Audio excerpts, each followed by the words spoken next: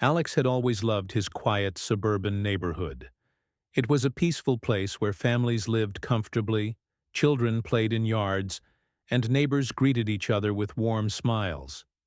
He had moved into this community about 5 years ago and worked hard to make his house feel like a home. The garden was filled with colorful flowers, and his porch had a cozy swing where he spent many evenings reading or sipping tea.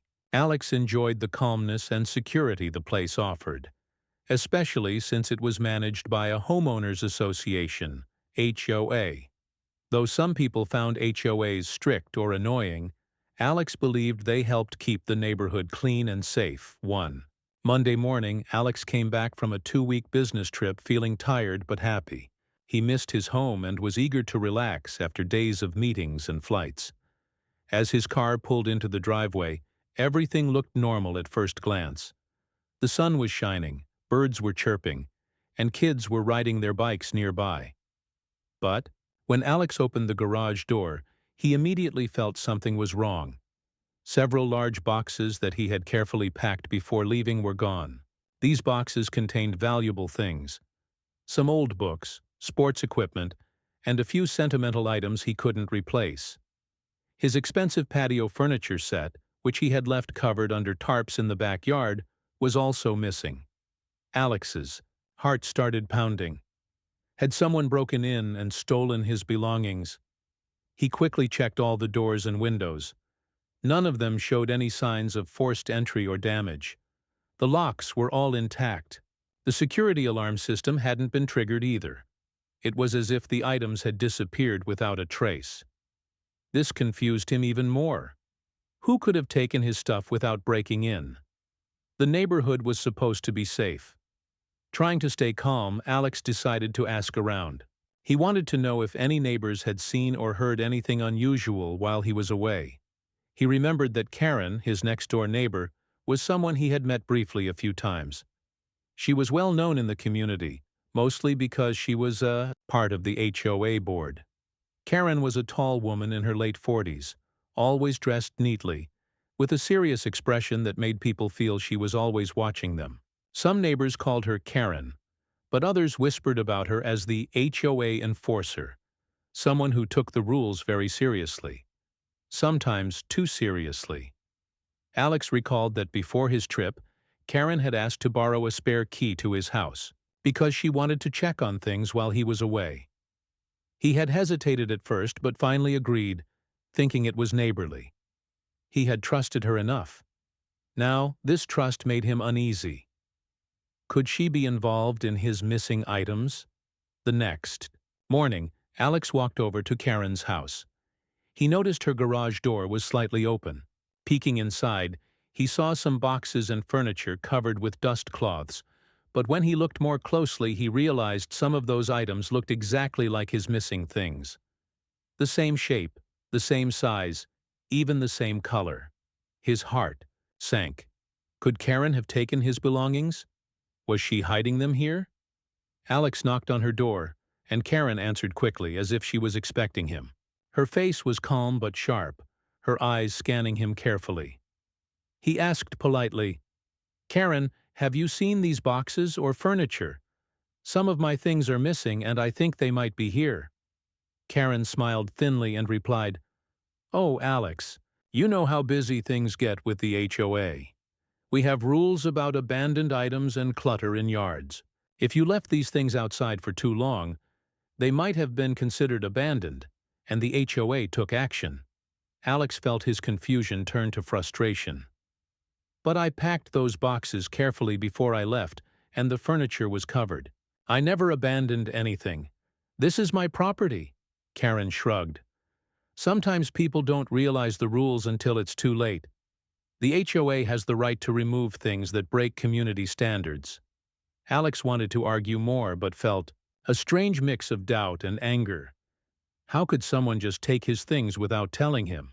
He decided to get advice from other neighbors, hoping someone had witnessed something or could help clarify the situation. At the community park that afternoon, Alex spoke to a few people.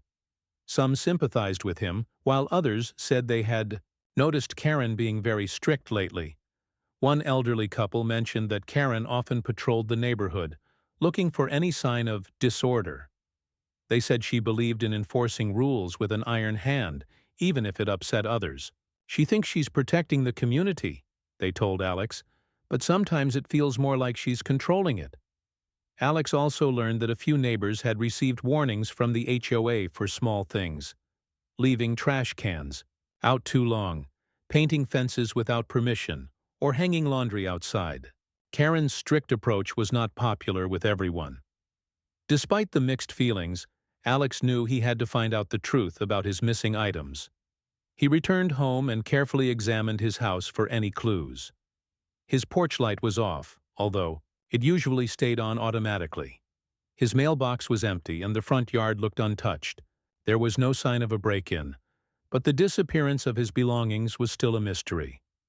That evening, Alex sat on his front porch, staring at the empty space where his patio furniture used to be. He thought about the 2 weeks he had been away, the work stress, and now this strange problem waiting for him at home. He felt a deep sense of violation, not just of his property, but of his trust in the community he loved.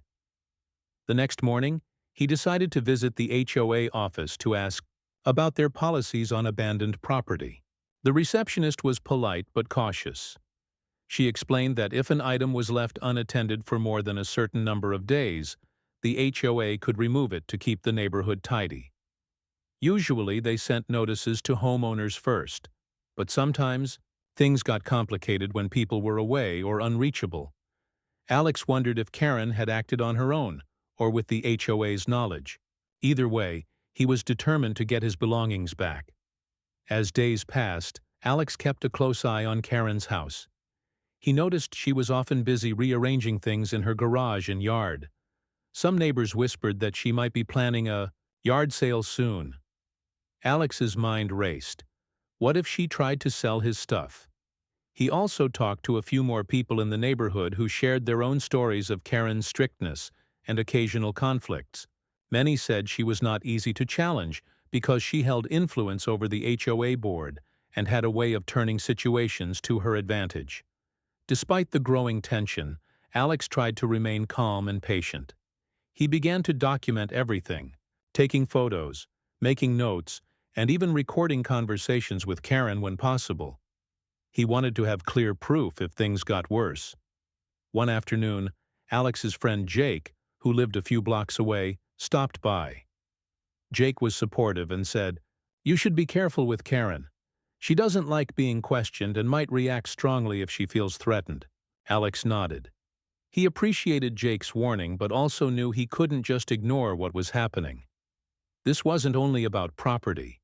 It was about respect and fairness. That weekend, Alex prepared himself to confront Karen directly, hoping for a peaceful resolution.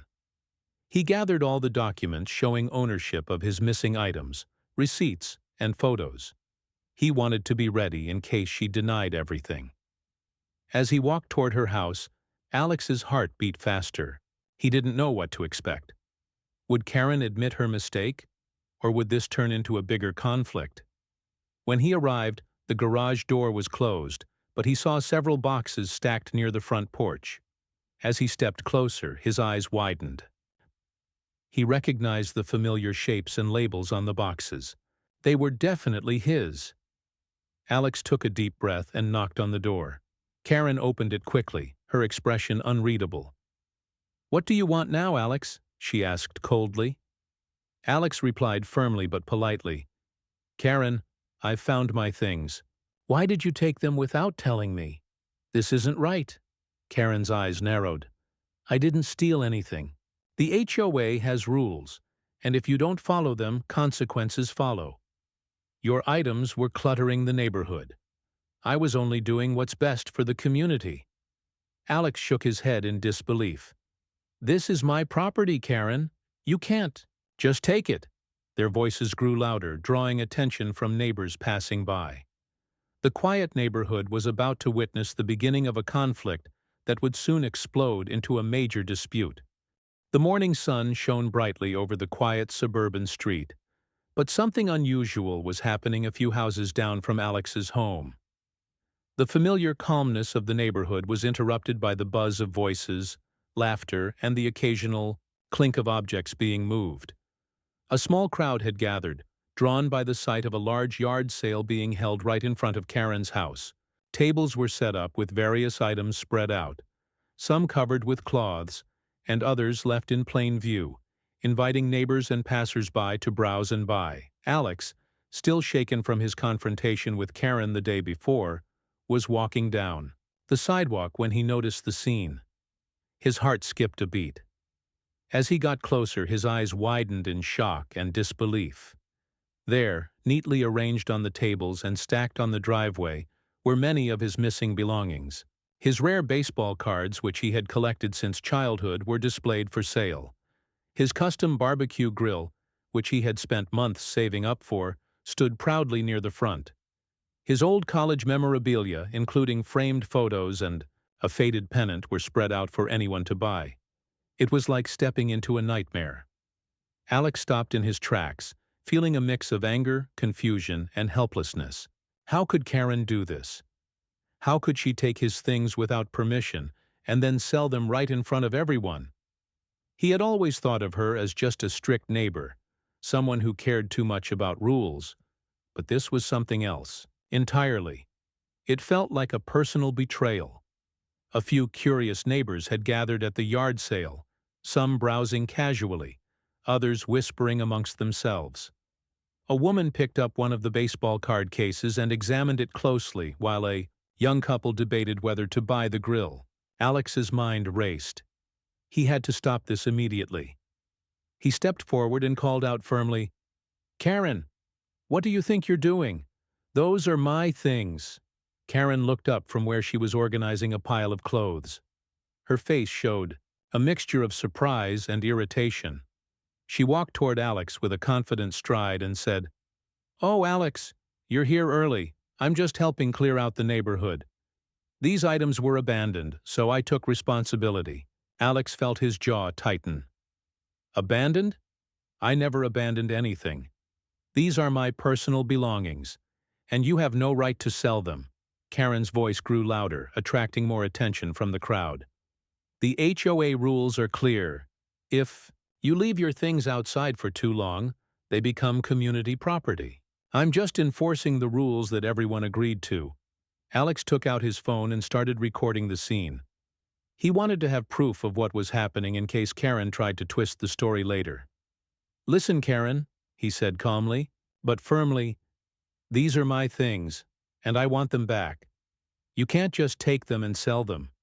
Karen frowned and crossed her arms. "You've been neglecting your responsibilities, Alex. This neighborhood has standards, and your clutter was a problem. Maybe if you followed the rules, none of this would have happened." Alex felt the eyes of the neighbors on him. Some looked sympathetic, others confused, and a few whispered among themselves. He realized that Karen had always positioned herself as the guardian of the community, and many people might believe her version of the story. Determined to set the record straight, Alex spoke to a few neighbors who had come to the yard sale. He explained how the items belonged to him and that he had taken care of them before leaving town. One elderly man, Mr. Jenkins, nodded and said, "I saw those boxes at your house before you left. They were neat and organized, not abandoned at all." Another neighbor, Mrs. Lopez, chimed in, "Karen is known for being very strict, but sometimes she takes things too far. This seems like one of those times." Alex felt a small wave of relief knowing that some neighbors were on his side. But he also knew that Karen's influence in the HOA made this fight difficult. As the day went on, more people came by to browse the yard sale. Alex noticed that some items were already marked with price tags. His old tools, which he used for gardening, were priced cheaply. His sports gear, including a signed football, was displayed as if it were just ordinary junk. The thought of strangers buying his treasured possessions filled him with dread. He approached Karen again, this time more forcefully. "Karen, you need to stop this sale right now. Those items are mine, and I want them back before anyone buys." Them. Karen's face hardened. I'm sorry, Alex, but once they're sold, there's nothing I can do. This is for the good of the community. Alex could see that reasoning with her was impossible. She was determined to carry on with the sale no matter what. Feeling frustrated but not willing to give up, he decided to call the HOA office for advice. He stepped away from the crowd and dialed the number. After a brief conversation, the HOA representative told him that normally they would notify homeowners before removing any property, but sometimes neighbors took matters into their own hands. They suggested Alex try to resolve the issue directly with Karen first. Hanging up, Alex sighed. It was clear he needed to find another way to protect his belongings. As the afternoon wore on, tensions rose. Karen grew more defensive whenever Alex approached, and the crowd started to sense the conflict. Some neighbors who had initially been curious began to take sides. A few expressed concern about Karen's harsh enforcement of the rules, while others supported her, saying the neighborhood needed order. Alex noticed a young mother, Emily, whispering to her friends that she didn't like how Karen treated people. She makes everything a big deal, Emily said. It's like she's the boss of the street. This gave Alex hope. If enough neighbors stood with him, maybe he could challenge Karen's actions. Suddenly, Karen's tone changed. She shouted, "You're causing a scene, Alex. This isn't your property anymore. You're disturbing my sale and harassing me." Her voice was loud enough for the entire block to hear. Some neighbors gasped. Alex realized the situation was about to get worse. He tried to stay calm. "Karen, I'm just asking for what belongs to me. I don't want trouble, but I won't let you sell my things." Karen's face turned red with anger. "I'm calling the police," she announced loudly. Before Alex could respond, Karen pulled out her phone and dialed 911. The crowd fell silent, watching the drama unfold. Within minutes, police officers arrived in response to Karen's call. They stepped out of their patrol car and approached the yard sale carefully. Karen quickly told them her side of the story, that Alex was trespassing, harassing her, and trying to steal from her sale. She painted a picture of Alex as aggressive and out of control. Alex calmly explained the truth to the officers. He showed them photos of his belongings before he left town, receipts proving ownership, and the video he had recorded earlier. He explained that Karen had taken his property without permission and was now trying to sell it. The officers listened carefully, asking questions and examining the items on display. They noticed the clear evidence of Alex's ownership and began to understand that Karen's story did not add up. Meanwhile, neighbors gathered around, whispering and watching the police investigation. Some approached the officers to share what they knew about Karen's behavior and her strict rule enforcement. After some time, the officers informed both parties that they would file a report and investigate further. They advised Karen not to sell any of the disputed items until the matter was resolved. Karen's expression darkened, but she agreed reluctantly. The police left, and the neighborhood slowly returned to its usual quiet. Alex felt a mix of relief and worry. He was glad the police had seen the truth, but knew this was only the beginning of a long battle. As word spread about the police visit and the yard sale drama, more neighbors started talking about Karen's actions. Some expressed sympathy for Alex, while others were curious about the HOA's role in all of this. Alex realized that this situation was bigger than just missing belongings. It was about fairness, trust, and standing up to abuse of power in the community. That evening, as the sun set and the yard sale items were packed away, Alex sat on his porch reflecting on what had happened. He knew he would have to be strong and persistent if he wanted justice. He also knew he wasn't alone. With the support of some neighbors and the evidence he had collected, Alex was ready to face whatever came next. The peaceful neighborhood was about to witness a showdown that would test the limits of authority, friendship, and what it truly meant to be part of a community. Of the moment. Karen pressed the red button on her phone to call 911.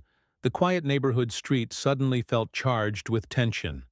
A crowd had gathered around the yard sale, whispering anxiously as neighbors tried to understand what was happening. Alex stood calmly, though inside he felt a swirl of emotions: frustration, disbelief, and a growing determination not to be pushed around. Within minutes, the distant sound of sirens grew louder, and two police cars turned onto the street. The officers pulled up near Karen's house and stepped out, their faces serious but neutral. They had no idea yet what kind of situation awaited them. Karen was the first to approach the officers. She looked calm and composed, ready to tell her version of the story. "Officer, this man here is causing a disturbance," she said, pointing directly at Alex. "He's harassing me and trying to take items from my yard sale without permission. I feel threatened." Alex listened quietly but prepared to explain his side. The officers turned their attention to him and asked him to tell what had happened. Alex took a deep breath and started from the beginning. He told them about returning from his business trip and discovering several boxes and furniture missing from his home. He explained how he had noticed these items in Karen's garage and then seen them being sold at her yard sale. He showed them the receipts and photos proving ownership and even the video he had recorded confronting Karen. The officers carefully examined the evidence. One of them asked Karen to explain why she had the items in the first place. Karen repeated her claim that the items were abandoned and that the HOA rules allowed her to take and sell them to keep the neighborhood tidy.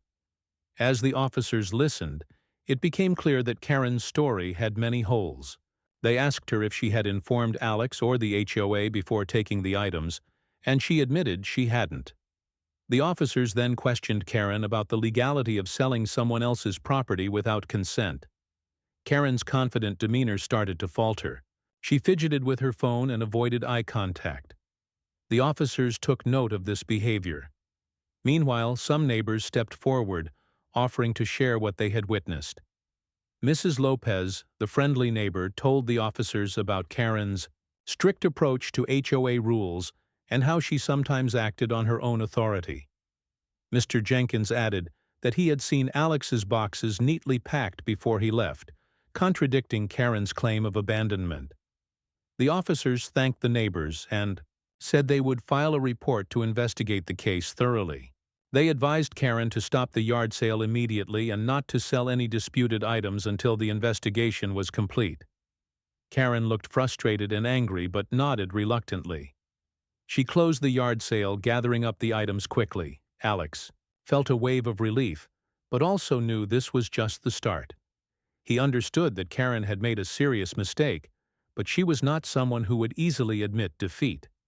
As the police cars drove away, the neighbors began talking more openly. Some expressed sympathy for Alex, while others were curious about what would happen next. The incident quickly became the talk of the neighborhood. People who had once admired Karen's strict enforcement of rules began to question her methods. Several neighbors admitted that they had been intimidated by her in the past but hadn't spoken up. At a nearby cafe, a group of residents gathered to discuss the situation.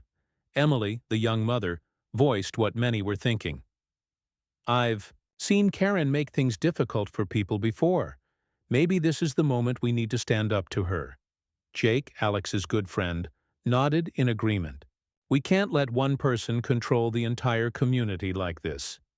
The HOA is supposed to help us, not cause problems." The conversations sparked a sense of unity among the neighbors. They realized that the community needed to come together to address not only Alex's situation, but also the larger issue of how power was being used within the HOA.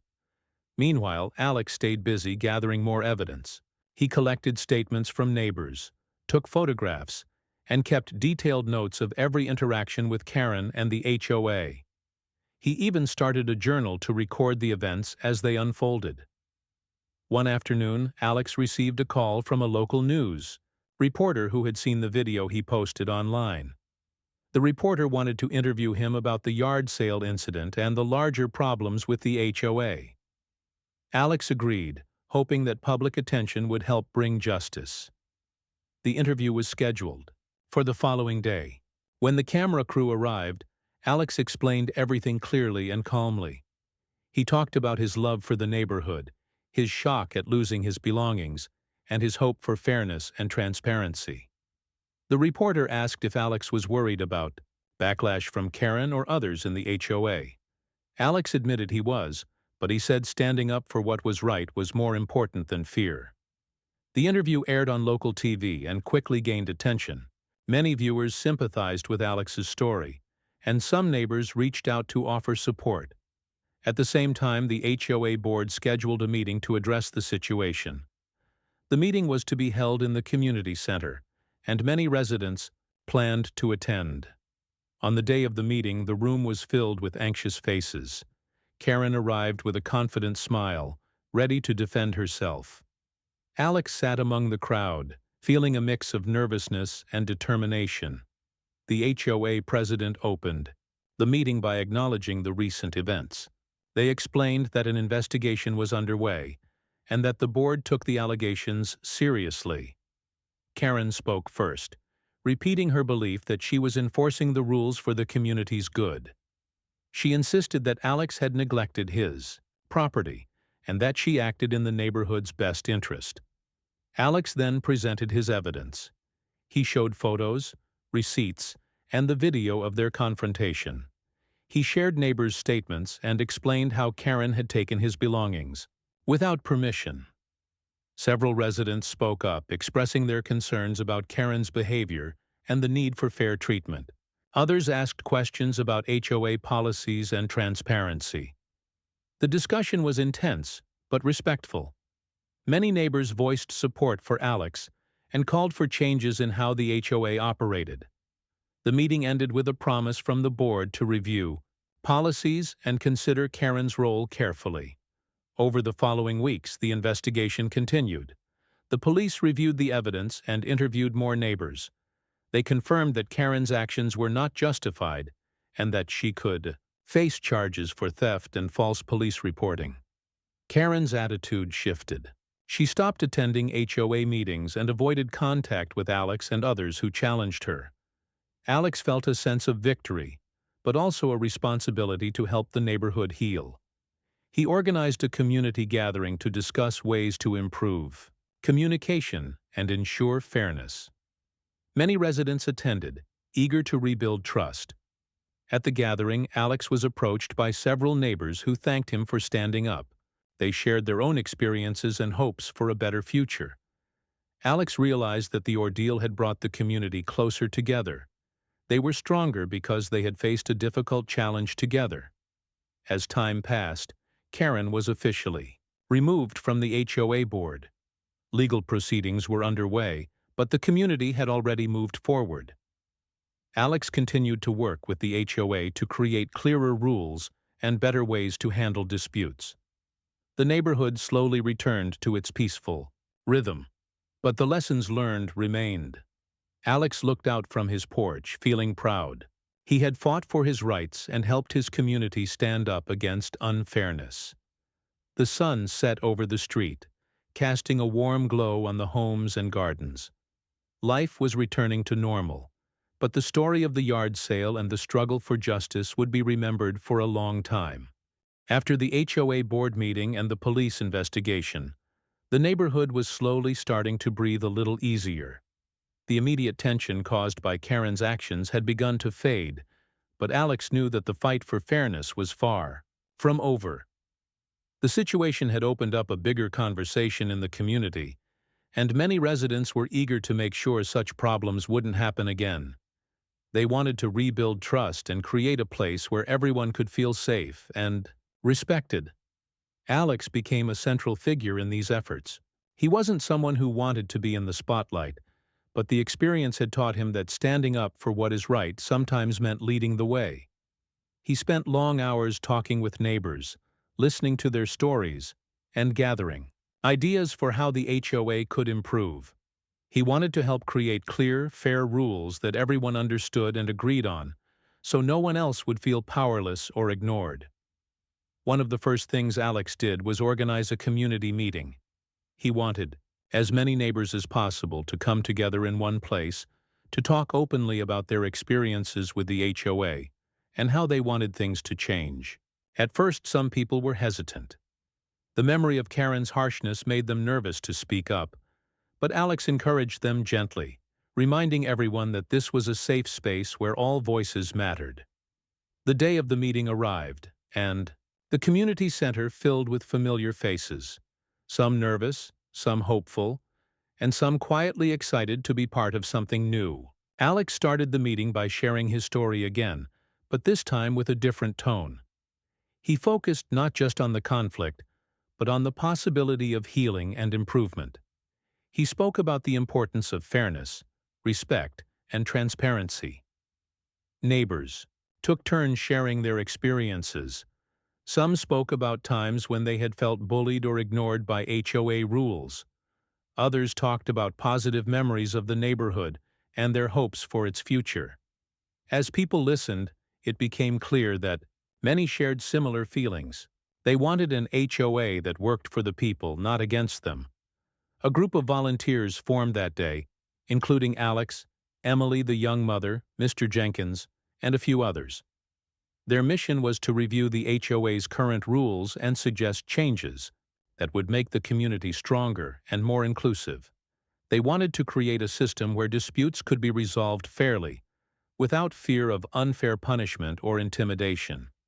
One major problem they found was that the HOA had vague or unclear rules about property and common spaces. This had allowed Karen to act on her own interpretation, which led to the confusion and conflict. The volunteer group worked hard to rewrite these rules, making sure they were simple to understand and included protections for homeowners like Alex. They also suggested creating a committee to handle complaints and disputes. This committee would include regular residents chosen by the community, not just HOA board members. The idea was to have a fair and transparent process that everyone trusted. If a problem arose, people could bring it to the committee, and it would be discussed openly, with decisions made based on facts and fairness. Throughout this process, Alex learned a lot about how community organizations work. He discovered that change takes time and patience, and sometimes it requires compromise. Not everyone agreed on every detail, but the volunteers listened to each other and worked together to find solutions. Meanwhile, Karen's removal from the HOA board had shaken things up. Some residents who had supported her quietly stepped back, while others felt empowered to speak out. The power dynamics in the neighborhood were shifting. People who had felt silenced before began to find their voices. Alex also faced some challenges. Not everyone in the neighborhood was happy with the changes. A few people thought Alex was stirring up trouble or taking sides. Some even spread rumors about him. But Alex stayed focused, remembering why he had started this journey: to protect his rights and help his community. The local news kept following the story. A reporter came back to do a follow-up interview with Alex and other residents. This time, the story was about the community's efforts to rebuild and improve. The positive attention encouraged more neighbors to get involved. As the new rules were finalized and approved, the HOA board began implementing them. They held workshops to explain the changes and answer questions. They also introduced new ways for residents to communicate with the board, including regular newsletters and online forums. Alex continued attending meetings and helping neighbors understand their rights. He encouraged people to speak up if they saw unfair treatment. Slowly but surely, the neighborhood started to feel more united. One day, a big community event was planned: a neighborhood picnic. It was the first time in a long while that so many people gathered just to enjoy each other's company. There was food, games for kids, and music. Neighbors who had once been strangers talked and laughed together. Alex watched the scene with a smile. The picnic was a symbol of what could happen when people come together with kindness and respect. It reminded him that despite the conflict, the heart of the community was strong. During the picnic, Alex spoke with Emily and Mr. Jenkins about the future. They dreamed about making the neighborhood a model for others, a place where people looked out for each other and worked through problems without fear or anger. Alex's experience with Karen and the yard sale had been difficult, but it had also opened the door to something better. He realized that standing up for what was right could inspire others to do the same. As summer turned to fall, the neighborhood settled into a new rhythm. The rules were clearer, the communication was better, and the community was more connected. Alex felt proud but also humble. He knew the work wasn't finished, but he was hopeful. Sometimes on quiet evenings, Alex sat on his porch thinking about the journey. He thought about Karen and how her need for control had almost torn the neighborhood apart. But he also thought about the neighbors who had come together, the lessons learned, and the friendships made. The neighborhood wasn't perfect, but it was growing stronger. And that was what mattered most. As time passed, the neighborhood began to truly feel different. The tension that had once filled the streets was replaced by a warm sense of community and cooperation. The ordeal that started with Karen's unauthorized yard sale and the police involvement had transformed into a powerful lesson for everyone involved.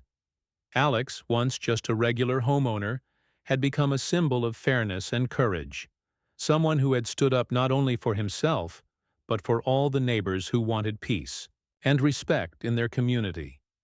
After the neighborhood picnic, the sense of unity grew stronger every day. People began to check on each other more, to share their concerns openly, and to celebrate their joys together. The HOA, now under new leadership and guided by the clear, fair rules Alex and his group had helped create, was more transparent and listened carefully to the residents. One important change was the way the HOA handled conflicts. The committee formed to resolve disputes was working well. Whenever a problem arose, people could bring their concerns to the committee, which included members from different parts of the neighborhood. This made decisions more balanced and less biased. The process was clear, and the committee always explained its decisions, which helped build trust. Alex found himself attending many meetings, sometimes speaking up, sometimes just listening. He worked closely with neighbors like Emily, Mr. Jenkins, and even some new faces who wanted to help.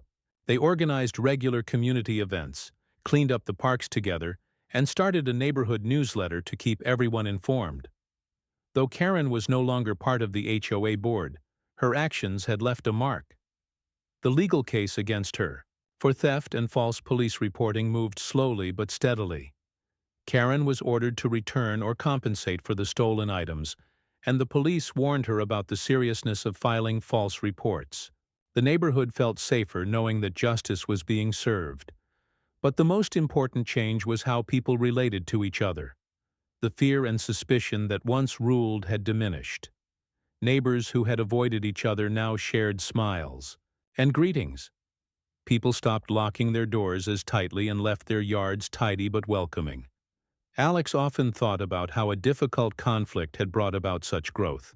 He remembered the anger and frustration he felt at the start, but also the strength he found within himself to stand firm. That strength inspired others to do the same, creating a ripple effect that spread through the entire neighborhood. One day, as Alex walked through the streets, he saw children playing freely in the yards, their laughter filling the air. He saw neighbors sitting on porches, chatting and sharing stories. He saw flowers blooming in well-kept gardens, and new families moving in, drawn by the friendly, caring atmosphere. The neighborhood had become more than just a collection of houses. It was a real community. Alex knew that keeping this spirit alive would require ongoing effort.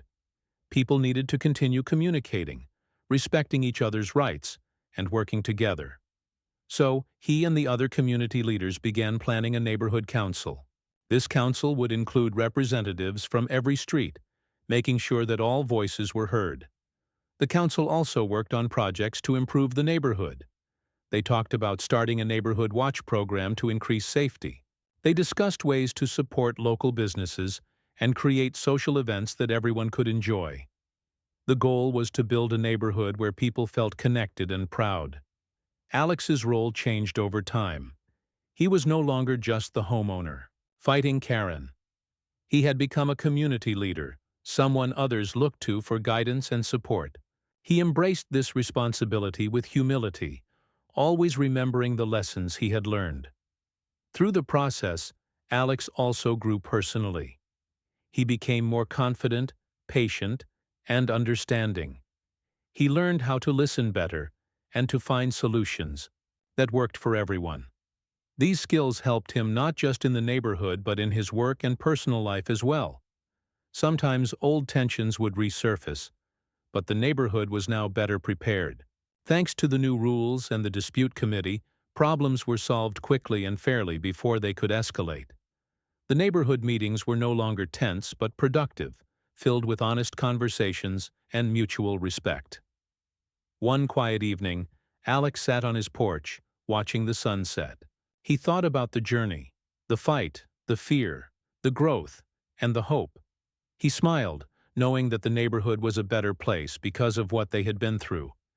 He realized that change was not easy, but it was possible when people came together with courage and kindness. The story of the yard sale and the fight with Karen would be remembered, not as a time of conflict, but as the moment the community learned to stand up for fairness and to support each other. It was a story of hope and strength, one that would inspire future generations to build a neighborhood where everyone felt safe, valued, and respected. As the stars began to twinkle in the sky, Alex felt a deep sense of peace. He was home, surrounded by people who cared, and a community that had grown stronger because of its challenges. And that was the greatest victory of all.